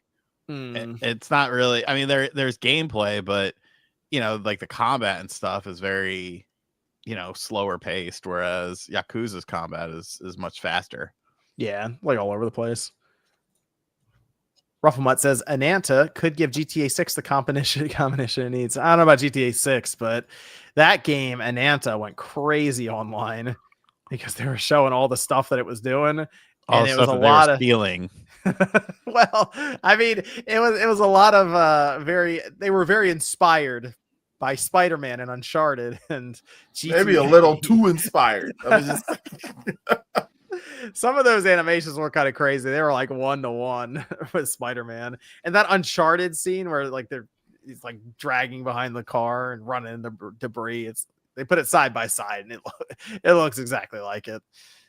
But hey, it's NetEase, and what was the studio? The studio was Naked Rain. Naked Rain. Yeah, I looked them up, but I don't really know anything they've done. So they all of a sudden they show up with a game that it's kind of like Crimson Desert. It looks a little too good to be true. Interesting. I don't know. Some people were saying that there's like a pre-release build that was floating around and it was 200 and some odd gigabytes, and that's a virus right there, pal. Well, yeah, I would straight up a Bitcoin miner. Yeah, I wouldn't go searching for it, but it looks I don't know. It looks weird. That's another one I got to see to believe. That trailer was full of like every video game ever made got smashed into one trailer. It looked like.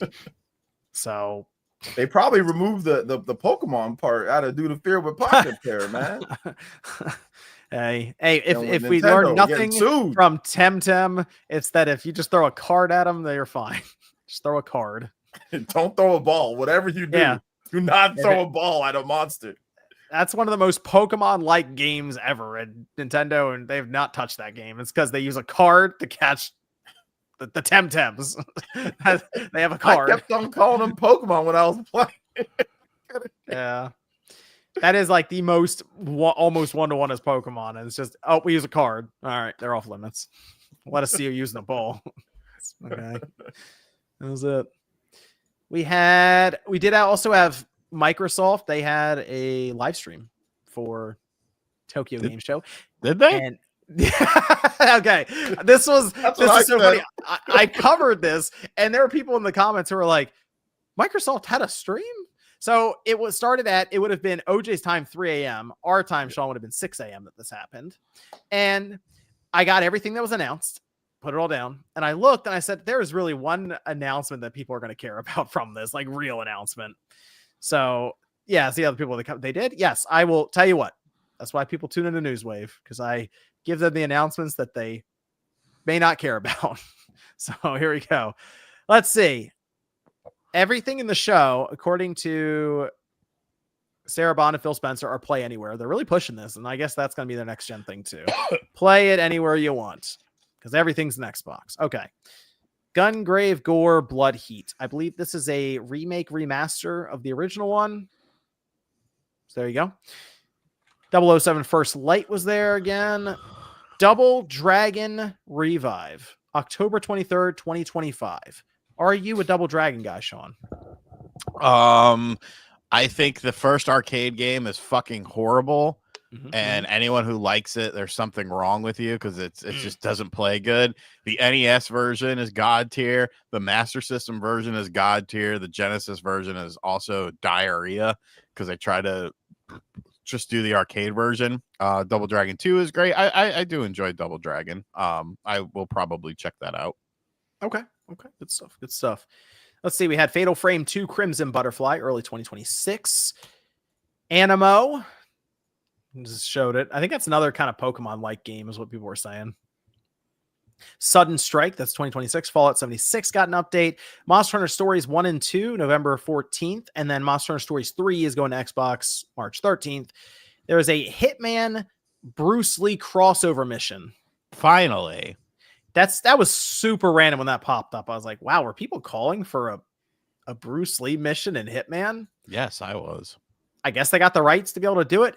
It's available now. Apparently it's just a free update, I guess. And it's in there now. God is good, man. There you go. Dragon Quest 1 and 2. That's still October 30th, 2025. There's a new area that showed off that I guess wasn't in the original Ocean Floor. Rhythm Doctor, December 6th. Flight Simulator 2024 updates out now. Romancing Saga Revenge of the Seven. That's available now. Star Island, February 1st. Project Evil Bane. The thing that was weird about this one is they threw up the year for it that's coming out 2027. Starting to see the 2027 years roll in. And we had Ninja Gaiden 4 again. They showed that October 21st. I'm on board with that day one either way when it drops. So I don't need to see any more. I'm good. Mistfall Hunter, Winter Burrow. I think that's the one with the mouse. Does like burrowing around. November 12th. Terminal Brigade, October 31st. Age of Mythology Retold, Heavenly Spear, September 30th. Call of Duty Black Ops 7. They showed off maps that were inspired by Japan. November 14th, 2025. There is a beta next weekend for Call of Duty. Are you going to check that out, Sean? Mr. Call of Duty guy. Did they get rid of all the spaceman crap? I think they got rid of some of the like the Beavis and Butthead and stuff. If I'm not mistaken, it doesn't have Spaceman stuff. Spaceman. Maybe I don't know. That's the thing. They put everything into that one app for Call of Duty now, and I just don't know what crosses over and what doesn't anymore. I'm not sure. So I'm going to say probably not, because they want to get you to buy everything again in the new one, but I guess it's possible. Nah, I guess we'll see. Yeah. Anyway, the last announcement is what everyone was talking about, and I feel like is the most impactful from this, and that is that Forza Horizon 6 is going to Japan. It is a thing. It is official. It's gonna be awesome. And so they did a really cool job, I think, showing it, because they did like where they panned around and showed all the other locations with different items and stuff from the previous Horizon games. And then they're like, they go up, they show like Japan, and they're like, yes, it's Japan. That was the tagline. So it got out there early, but even then, when it was being mentioned, there were still some questions about it. Like, you were unsure, Sean, because of some of the stuff with cars and companies. I guess they worked it out. Yeah. I can't wait. I want to see Going to Japan. I mean, the setting is great for it. Clearly, they can do all kinds of cool stuff with the history of the cars and the culture there. So I think this could be really, really fun. They didn't show any cars actually in the trailer, which is funny to think about. Here's a Forza Horizon 6 trailer with no cars. So Well, it's kind of just an announcement more so than a showcase of it. It is 2026.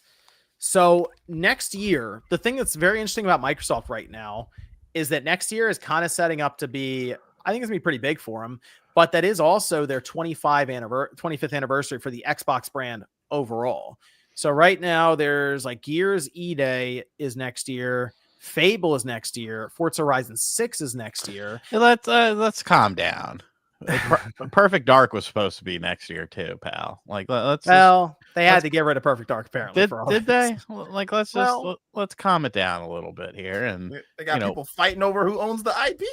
I know, right? Wait and see what happens. And then there's supposed to be a new Halo game next year. Well, I think it's gonna be the first one. It hasn't been 10 years yet. What the hell? Well, they have to do it for the 25th anniversary for Halo, and Xbox came out at the same exact time. So it's been 25 years for it. Halo Infinite was going to last me 10 years. Oh, they kicked that thing to the curb real quick. Well, I mean, they still update it. They do, but it's not their primary thing. I mean, they changed the entire studio name. They got away from that. So I think next year they'll probably have their Halo Combat Evolved remaster remake. So they're going to have Halo, Gears, and Forza. Just as you'd expect for their 25th anniversary year. Sunrise, sunset. And I guess Fable. You could kind of count Fable in there too, right? That was there with the original Xbox. That was a big deal back then. Yeah. So that would make sense, right? 2026, the year of Xbox. And never heard that before. Probably a new system. Yeah, new handhelds, new systems. Oh my goodness. Sarah Bond. The year of Xbox, baby. That's the move. That's the Let's move. do it. Next year. I'm ready, man. I don't recall the last time that I really got into like playing my Xbox. Like, I think it was like Mass Effect Legendary Edition back in like 2020. Like the last time that I really sat down, like played it for like hours on end. So I'd be down, man. Fable. I think Fable will be that game for me if it comes out. Yeah, how many of these do we think are going to be canceled? Well, Fable was supposed to come out this year. They pushed to the next. So I almost wonder if that's because that means Playground's going to release 2 games next year, Fable, and they're also going to release Forza Horizon 6. So I assume Fable is first half of next year, and then Forza is second half. That would probably make sense. So that's Forza's usually September, October, isn't it? Right. Yeah. So I assume Fable is like April or May or something like that, maybe even sooner, maybe. So it's gonna be a busy year for Playground to deliver both of these games. And yeah, that's the thing. It is timed. So the Forza Horizon is timed exclusive on Xbox and PC. A little surprised on that one. I thought they would have pushed that thing to PS5 day one with how it sold there for Forza Horizon 5, but I guess they're still kind of mixed messaging this thing right now. But that was their stream for Tokyo Game Show. It wasn't a lot technically. It was mostly just Forza. That was really the big thing. Yeah, that's all you really need. I was kind of thinking they might do some Game Pass stuff, and they really didn't do that either. It was, what they really, before they would be like Game Pass, find it on Game Pass. They were really about like play anywhere. They kept saying that. That was their branding this time. It's their new thing. Yep. And I think that's, again, big push for next gen is going to be that play anywhere stuff. So that's, we'll see. some of the super chats here. Claw says, I don't think Microsoft believes in Xbox anymore beyond a recurring revenue source to fund AI investments. It feels like there was a boardroom battle between funding AI versus gaming, and gaming lost. I mean, at this point with Microsoft, I'm sure if you tie something to AI, they'll just keep throwing money at it. It's kind of like when they tied gaming to cloud and Microsoft threw money at gaming. Same thing now. Let's see. Deported Sicilian Gamer says, thanks for the positive, meaningful content. You got to say it right. Positive, meaningful content. Oh, do you just see that in DSP language right there? Yeah. Got it. There's nothing I could do. Elliot says Gungrave remake is of a game from 3 years ago. Well, they had Gungrave way back in the day too, and they did like a re-release, and now doing a remake. So I played that one. I think I did a sponsored video for it. It's an interesting game for sure. I wasn't sure what they were going at with that whole thing, so I don't know. Darthist, interestingly not asked Sean advice here. Sean, girlfriend of 6 months, goes to me. Any advice? Fuck her best friend. Well, I mean, because she ain't coming back. Definitely ask first before doing that. Yeah, I mean, don't but like like try to make your move on. Don't just like show up, kick family the closet, bro. Today's day, doing that type of stuff will get you like shot in today's day, bro. I don't. A family. She have a sister, a cousin, or something like that. If you really want to hurt her, figure out who her mom is. Like, yeah, I mean, hey. Bro, don't worry about women, man. Just do what you go to work, collect your paper, get your, do your stuff, and it'll work its way out, bro. All right. Let's see. We had Sean's favorite person. I hate everyone. Second favorite. Third favorite, maybe. You've had a lot of favorite people so far this show. Hideo Kojima. We're talking about he had a live stream. He had a live stream as well. He did. Did you see any of this live stream, Sean? No. Did you, OJ, do you see any of this live stream? I didn't know. I did have a live stream, but I didn't see. I knew about it, but I did not see any of it. Like I said, after Death Stranding, I don't really think I like Kojima's games anymore, so I don't really pay too much attention. He had a stream. He did. And it was an interesting one. They talked about the future of Kojima Productions because it's 10 years old. 10 years old now. And so far, of course, he's done Death Stranding and Death Stranding 2. And he does have a few projects coming up. He showed more than I was expecting. I didn't think he'd do this much, but he did have Phil Spencer come up on stage and talk about OD a bit. And then he showed a trailer for it that it's done in Unreal Engine. He's trying to explain this game, but isn't doing a great job explaining what it is. Or maybe he's doing a really good job, and that's the plan, is to just be extremely vague about it and obscure. So they show the trailer. It looked kind of like a PT setup, person walking into a room trying to light candles, and then something busts through the door and grabs them. So it's very clear it is trying to be horror related. And like the visuals look really good. The trailer was OD knock. And the whole point from Kojima was he wanted to focus on the fear of the knock. But then he said Jordan Peele is going to do his own version of OD. And I don't know if this is episodic. I don't know what this thing is. He's still trying to explain it. But the visuals look good, I guess. I'm just not really sure what this thing was, really. See, this is the reason why I don't care about watching. Because it's always these like weird coded type of reveal trailer. Like when the game comes out, I'll check it out. If it's something that I think I'll pick up, maybe. But like all this weird code and weird different type of Jordan, he's doing his own episode. Nobody even knows. So it's too artsy for me right now, man. That is kind of it's definitely artsy. Yeah, it's absolutely the thing. It's too like movie-ish, like. I wonder if Kojima's type stuff or whatever, I wonder if Kojima's mom took a lot of Tylenol. I mean, unrelated. I was just kind of wondering. Oh my god! I see. Okay, you say Tylenol? Yeah. Okay. Oh my gosh. Yeah. Okay, did the OD knock stuff. Go ahead, Sean. No, I was gonna say I used to drink it a lot when I was a kid. The cherry Tylenol, dude. I loved that shit. And like, I remember one time I was sitting behind the couch and I was sipping on it, and my mom came up and caught me finally, and I just like the bottle spilled all over the place. And I was like, no! I loved it, man. It tasted so good. I feel like you would have been one of those kids that would just eat a whole thing of Flintstones vitamins and go into a coma. Give him a chance.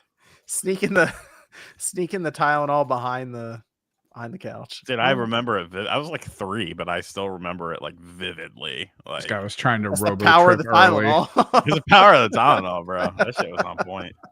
Active Tylenol memories. You might have temporary superpowers for a You while. can remember everything that has to do with Tylenol in your life. Is that the big twist? Is like we all just remember Tylenol completely because of the effect it had on us. It's the ultimate brand, man. That's awesome. Yeah, that's brand recognition. This is okay. Then he did. So they are doing a Death Stranding movie. They didn't show anything. They just brought the director up, and then he said, "I'm doing the movie," and then he left the stage. Think of all these people he had to fly out for this. Yeah, a lot of people had to fly out, yeah, because this is happening in Japan. So, Death Stranding Mosquito, which is an animated series. The artwork looked cool. I don't know, looked kind of neat, different. Looked kind of like it was almost off the pages of a comic book times. So it's kind of cool. They mentioned that the main character could, as a mosquito, pull stuff out of people, or I don't know. He was trying to again explain it, but couldn't quite explain it. So that was fun. And then he went into what I was a little surprised about. He started talking about Fizzant.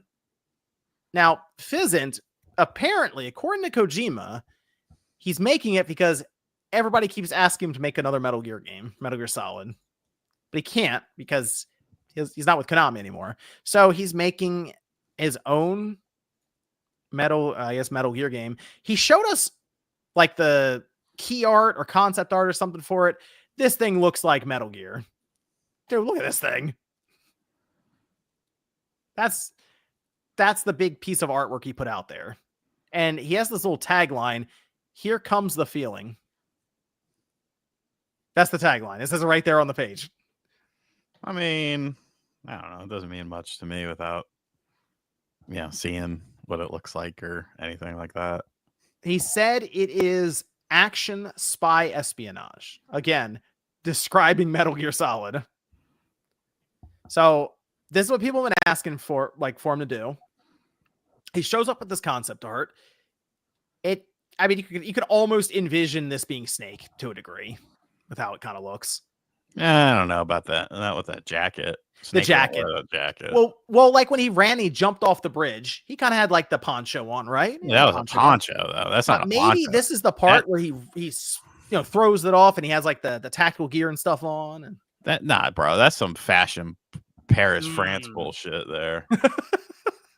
Oui, monsieur. Well, he that was the arc he showed, and the thing with this is he kept showing different phases of the company's timeline, and the next phase that they're going into is 2030 to 2035, I think. So this game is coming out after 2030 at some point. So we're still a ways off. He's been saying he's the only one really working on it right now. So it's very clear this is a PS6 game. He showed scans of one of the actresses, and people were like, "Oh, PS6 game." It was just a scan of her face into the game. So you really can't take much out of that. But he kept talking about he needs to stay alive long enough to see this through. He definitely mentioned just living long enough to finish these games. Probably 3 or 4 times, I noticed. Maybe it's his way of saying something's going on. I don't know. I was like, I was noticing. I'm like, oh. He's talked about his mortality a few times. He apparently has a flash drive full of ideas for after he passes away. So I think he's in his 60s. So he's definitely looking like, yeah, it's getting kind of close. And I wish he didn't look at it that way.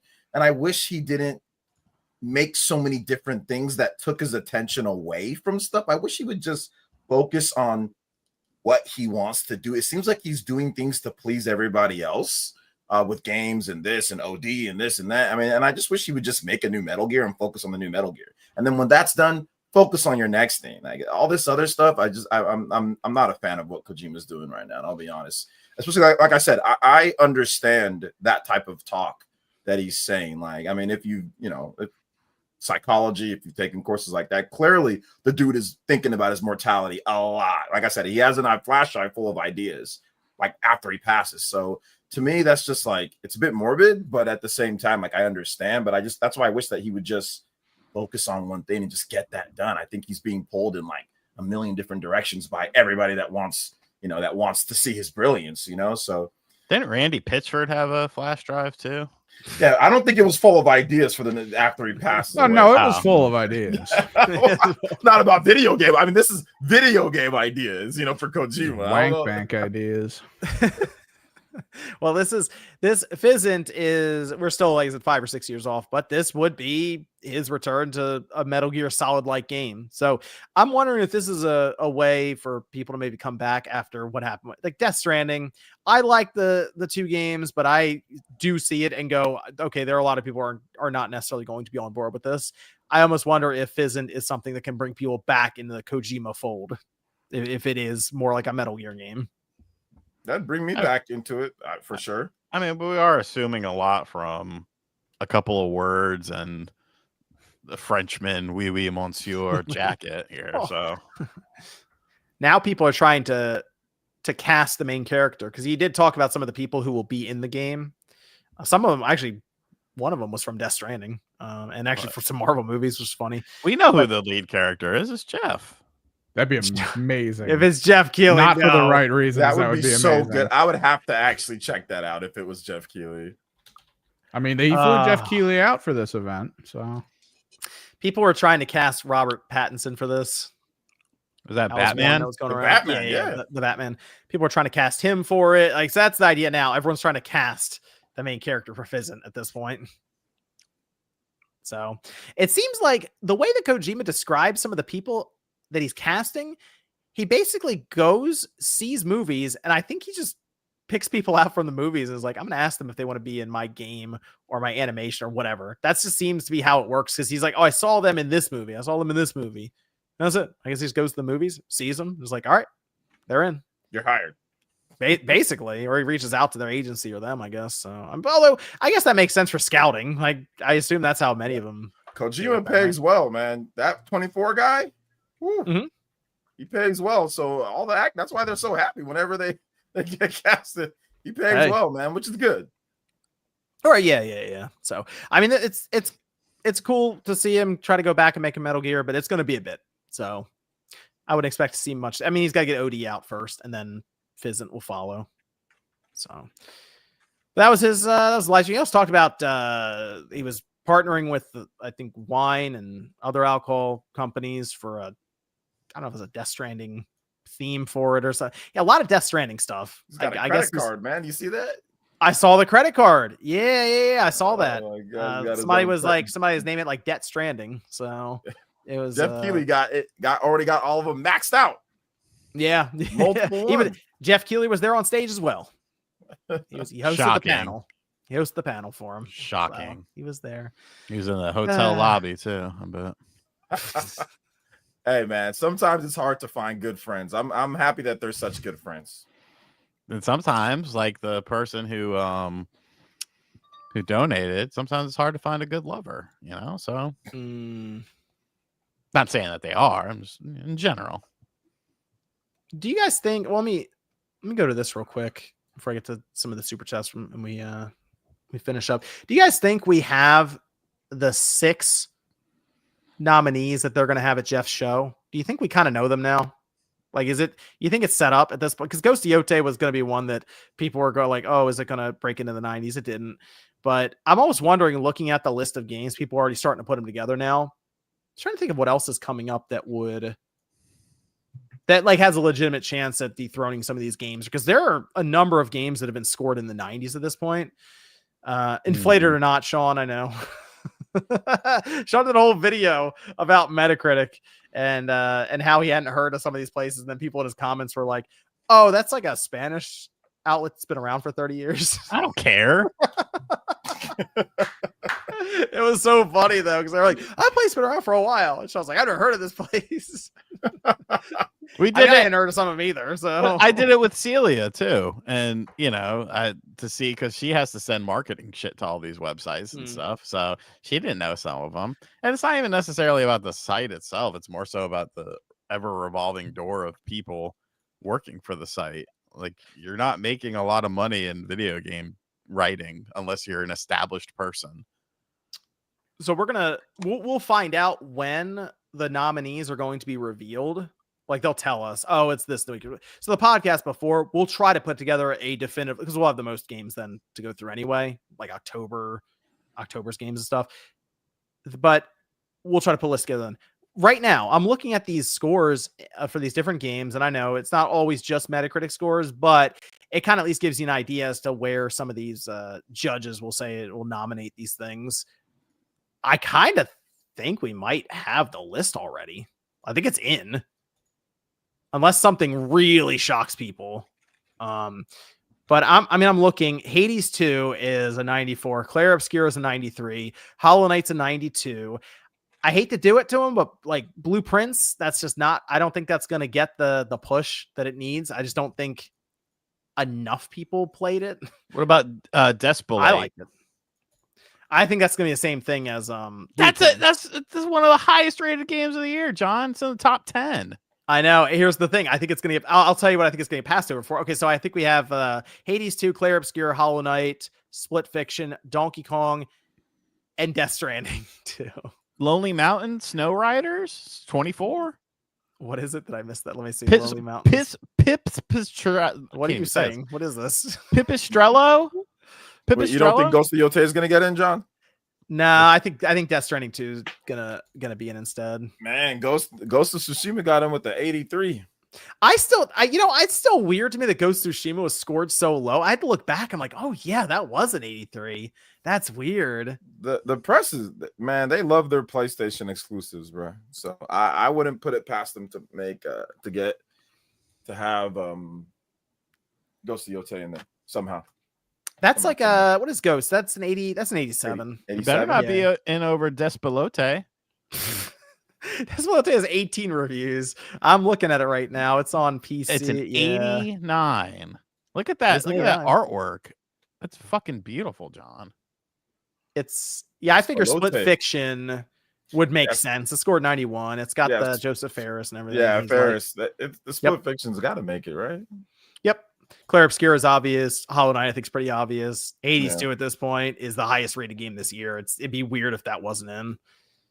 Blueprints will get passed over, as I mentioned, even though it was a really cool game. And Trails Monster is Train 2? Trails is not going to be in there. There's no way. It has like 20 reviews. I mean, that's the thing. It's such a long game that they're not going to play. Reviewers aren't going to play that game. So, I mean, Death Stranding probably gets the nod. Ghost of Yotei or Death Stranding gets the nod, I guess. But yeah, I figured Death Stranding too. I mean, it's Kojima. Man, I wouldn't be surprised if there was like a Hades 2. I wouldn't be surprised if there was a Hades 2 snub in Ghost of Yotei. That would do. I don't know about that. I would not. I'm just saying I wouldn't be surprised, man. I would not be surprised. I'm not saying it's gonna happen because Hades 2 does have a 94, but if it does, we can look back at this moment. That is the really unfortunate part about Indiana the December, late November release. You get Indiana Jones. That's what happens because that should have been nominated last year instead of the Elden Ring DLC. That should have been it. Yeah.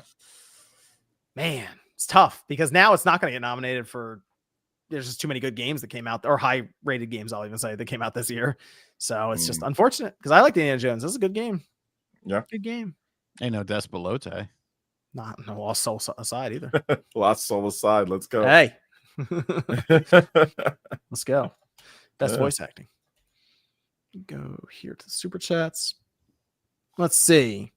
We have. PS. Okay, here we go. Juan says PS6 already. I haven't even bought PS5 yet. Hey, good news. PS5 might be down to $400 by the time the PS6 comes out. We're working back down to that. Hold on. It absolutely could go up. Could go up. Might want to make a business investment right now. Right? Oh man. Claw says, does anyone have confidence in Fable? There's been nothing beyond in-engine cutscenes. If you're that silent, it's either going badly or you're Atlas. I can't sit there and say that I'm confident about Fable. Can't lie. But They have to show some extended. Yeah, I'm looking forward to seeing it, but I can't sit here and say that I'm confident, but we'll see. Tony with a super sticker. Shout out to Tony. Darth says, I'll stick with OJ's advice. Thanks, Uncle Sean. No problem. Just spit out some ideas. Did you ever make your 50-50 shirt? Nah, you can't. That was on it. That was the. You can definitely make that. That was the number on his jersey. It's just an equation. That was the number on his jersey for the amazing football game. Hey, if Mario Strikers was actually good, we'd have had something then. Sneaker Fanatic Telvin says, one day TVs will come with launchers like Netflix of Game Pass and PlayStation launchers. Connect controller TV via Bluetooth or USB. No console manufacturing prices. Perfect for Sony TVs, and everything will be Xbox. We're getting close to it. I actually talked about that, like the future, and I think it's definitely going to be like that. You're just going to get a TV. It comes with the hardware or whatever. Or you download it, and you get the Nintendo, and it's just like there in your TV. Or you get the Xbox or PlayStation. It's just right there. Also, we talked about brain chip stuff and like how you can play games like brain chips. Dude, brain chips are gonna, like, in our lifetime, I don't think it's gonna be widespread, but it's gonna start getting widespread. And then that's gonna create moral issues. It's gonna be like Deus Ex. Like, but later, deep in the future, it's gonna be just like that. But who's signing up for the beta for that? People already have. There's people that already have brain chips right now. I know, but like, yeah, let them be the beta testers. Like, let them be the beta testers. Let them work out all the kinks and all the issues, and then later, when it's much safer, then you can kind of. Well, I think there's a lot. There's also, I think, many people who have disabilities that sign up for it because the idea is having the brain chip stuff. Worse. The idea is it can also solve some of the problems where some are saying if you're blind, it can actually bring back sight and stuff like that. Some people on Twitter, some of y'all need a brain chip. That'll just make them type faster. Don't do it. Reading comprehension brain chip. Let's just start with that. Can you imagine what Twitter would look like if people didn't have to actually type the tweet out in their phone? If and they just could actually read at above a sixth grade level, if people could read at above a sixth grade level, most of the people would not be arguing all day. How many times has Sean have been canceled right now if he didn't have to type anything out and his immediate thoughts went to Twitter? Well, hopefully there would be some sort of thing where I could decide whether or not to post it. No. Yeah, but in the moment, just turn that off unfiltered. But at least when you type it out and you read it for a minute, you can be like, nah, maybe it was funnier in my head. TJ says, y'all hear the news? A certain niche JRPG series just got its first Metacritic must-play badge. Also number 2 in Famitsu sales charts. So congrats, Falcom. It was actually number 1. If you add in the Switch and PlayStation sales together, it was above Mario Kart World. Mario Kart World was number 1, but they separate the SKUs. So just make sure, when you look at that stuff, it actually was the best-selling game for the past week in Japan. But yeah, whatever. Teacher says Sonic Cross Worlds is getting compared to Mario Kart, but are there any other good kart racing games that are on PS4, Xbox One, etc., and not Switch? I don't think there are, other than maybe CTR. That are not Switch? No. All the kart racing games are like Nicktoons and Garfield. Garfield. Dude, you got Smurf Kart. You got Disney. Mod racing. He said not on Switch, right? Well, Crash Team Racing is on Switch. Yeah. Pretty much everything. All the kart racing. All the kart races. Yeah. Disney Speedstorm. Racing, man. That's on Switch. Yeah. Man, the Garfield disrespect. Garfield Racing. They made a new one. Garfield Kart. Did they really? Yeah, it has like a cel-shaded art style. Oh, okay. That's at least different. Does that have the theme song? Like, come on and come to the No, it's like newer Garfield crap. Oh, what? If they have the old school, like, yeah, if they had like the theme song. I mean, you can make an AI Lorenzo Music's voice. You can make it work. Yeah, they have the AI Stan Lee at what was it? Let that man sleep. No, they're gonna pull him out of the grave whenever the fuck they want. Let that man sleep. Oh, what's up, Rex? What's up, Rex? He was playing Silent Hill F earlier.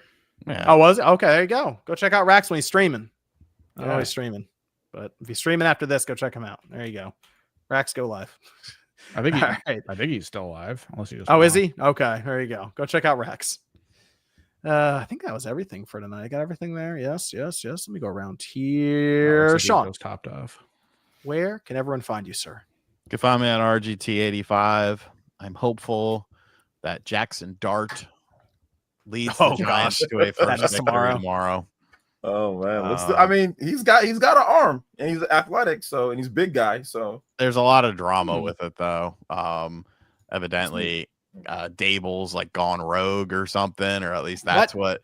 Dayball gone? What do you mean by gone rogue? So that's kind of how they're positioning it. Like the upper management and the owners and stuff, that this is all Dable's decision. And I think it's because they're doing that because if it doesn't work out, they're gonna let him go. Yeah. Because I don't think they wanted the Russell Wilson I mean, you spent a lot of money on him. I told you Russell Wilson's going to get Dayball fired if he doesn't, Yeah. bench Well, that the thing dude. as someone I play, bro, the problem I see with Dayball is that like he's too short and oompa loopy. People don't be respecting him on that team. What? You know what I'm saying? Like Well, he's like the players don't seem to respect him at times. Like, here's they the be yelling thing. at him and things like that. They be looking at him all down, like they just look like he's some type of little dude yelling at him. You know what I'm instead of coaching them. That's what it's like I said, outside looking in, outside looking. This should be the game plan. All right. You see that guy out there who says neighbors on the back of his jersey? Throw him the ball. I don't care if he's triple cup, throw him the ball. He will find a way to catch said ball. But they don't like to do that. Russell Wilson did that and got picked off multiple times and benched. Well, that was because he was throwing it literally like in places that no human could get. He hit the upright on 4th and like goal or something. It's like, what was that?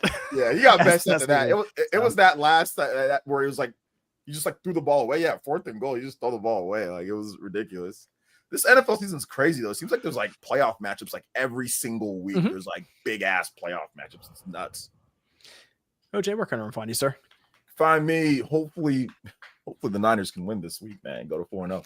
Hopefully begging for the Niners to go 4-0. No Bosa this year or for the rest of the year. But anyway, yeah, find me on YouTube, Player Essence. I got a bunch of cool RPG videos and of course Nintendo videos and all sorts of stuff. Be talking about potentially seeing some more information about an upcoming Metaphor Refantasio, what Atlas is doing with that. There's some stuff that could be happening. So look out. I'll have some videos on that and other RPGs and other Nintendo stuff. And I live stream all the time. So if you guys want to come hang out, come through, hang out. Appreciate you guys. Appreciate all the new subs from you guys. So I appreciate that. So shout outs. It's Player Essence on YouTube. All right. And Evan. You can find me on YouTube and socials at Kimmerix Project or at a tournament tomorrow, bright and early, which is great. Are you going to be streaming that tournament? No. That'd be kind of cool. It Like would be, the but GoPro setup. I'd have to Walking set around. it up with the people running it, but I Oh. haven't really talked to them that much. I'm just happy that for the game mode that it's coming to this area because it's not normal for here.